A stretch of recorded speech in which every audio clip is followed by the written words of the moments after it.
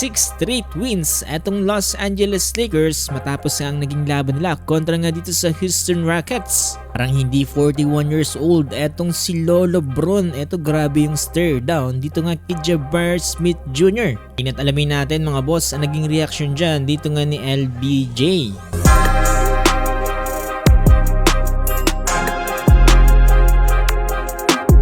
Ito mga boss, Lakers versus Houston Rockets. Grabing di kita na naging laban na to. Ilang nga ba parang naging playoffs. Ito nga pala sa naging laban na to mga boss, no, tinalo nga dyan ng Los Angeles Lakers etong Houston Rockets sa final score na 100-92. Muna nga dyan para sa Los Angeles Lakers etong si Luka Doncic na merong 36 points, 6 rebounds at 4 assists na sinusundan ni LeBron James with 18 points, 5 rebounds at 5 assists.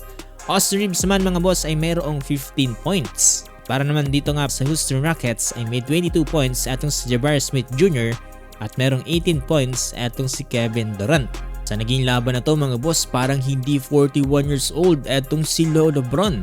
Dahil ito nagpamalas lang naman siya dyan ng isang wild dunk. Matapos ang kanyang wild dunk, ito nag-stare down pa kay Jabari Smith Jr. Patungo na nga lang dyan etong si Jabari Smith Jr. Total team effort ang nangyari mga boss na kaya naman nakamit dyan dito nga ng Los Angeles Lakers ang kanilang 6 straight wins. Tuwang-tuwa rin etong si KD mga boss no, dito nga sa naging performance ni Red Shepard.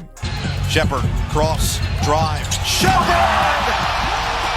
Pero ito mga boss, halina't pakinggan natin ang sinabi nga dyan ni LeBron James matapos nga ang naging laban. But there's some plays I still do at this point in my career where definitely surprised me for sure. During first half nga mga boss ay lamang nga dyan itong Houston Rockets dito nga kontra sa Lakers. Kaya naman etong si LeBron James ay itinanong kung ano nga ba daw yung kanilang naging adjustment after ng first half. Sinabi ni LeBron na dahil punong-puno nga daw ng physicality at athleticism eto nga daw Houston Rockets, kinakailangan nga daw nilang pantayan etong ginagawa ng Rockets. Naman daw ay sinubukan nilang magkaroon ng mas maraming fast break compare nitong first half. Naging effective naman daw to. Dahil nasa wild west nga daw etong Los Angeles Lakers, hanggat maaari nga daw mga boss no ay hindi nila dapat pinapatagal ang laban. Mabigat daw ulit ang mga susunod nilang kalaban. Dahil nga dyan ngayon ay nasa ikatlong pwesto pa rin etong Los Angeles Lakers with 43 wins at 25 loss.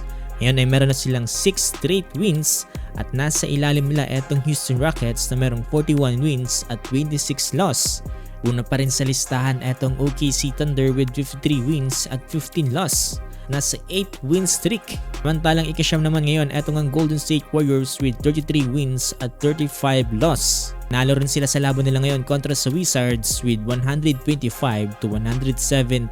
Kasi para may basketball updates sa ganito mga boss ay huwag niyong kakalimutang i-follow itong ating page.